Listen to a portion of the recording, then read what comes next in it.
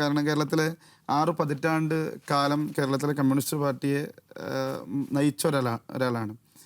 ഒരുപാട് അഭിപ്രായ വ്യത്യാസങ്ങളുണ്ട്. ഞാനൊരു പക്ഷേ എൻ്റെ പ്രസംഗത്തിൽ ഏറ്റവും കൂടുതൽ വിമർശിച്ച ഒരാളാണ്. പിണറായി വിജയൻ്റെ നയങ്ങൾക്കെതിരെയാണ്, പിണറായി വിജയനും എതിരെയാണ്. ഞാൻ എല്ലായിടത്തും പറയാറുണ്ട്, പിണറായി പാറപ്പുറത്ത് ഉദയം കൊണ്ട പാർട്ടിയുടെ ഉദകക്രിയ നടത്താനാണ് പിണറായി വിജയൻ ശ്രമിക്കുന്നത് എന്നൊക്കെ പറഞ്ഞിട്ടുണ്ട്. പക്ഷെ എന്നാലും CPM ഏറ്റവും അണികൾക്ക് എന്താ പറയുക, CPM അണികൾക്ക് വലിയ ആവേശം നൽകുന്ന ഒരു നേതാവാണ്. ഏറ്റവും കൂടുതൽ വിമർശിച്ചിട്ടുള്ള ഒരാളാണ്. പക്ഷെ ആ വിമർശിക്കുമ്പോഴും ഞാൻ വ്യക്തിഹത്യ നടത്തിയിട്ടൊന്നുമില്ല.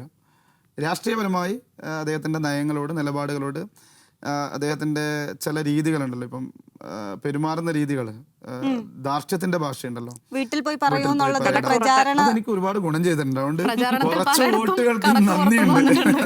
ഇനി നേരിട്ട് കാണുവാണെങ്കിൽ ചോദിക്കുന്ന ഒരു ചോദ്യം എന്തായിരിക്കും?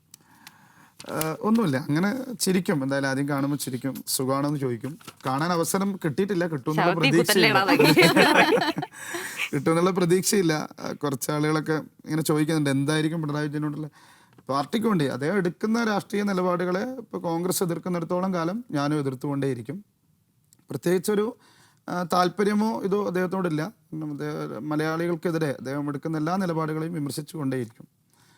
പിന്നെ ഞാൻ പറഞ്ഞല്ലോ, എനിക്ക് ഇത്രയധികം വോട്ട് കിട്ടാൻ പ്രധാന കാരണക്കാരൻ എന്ന നിലയിൽ നന്ദിയുണ്ട് സാറേ.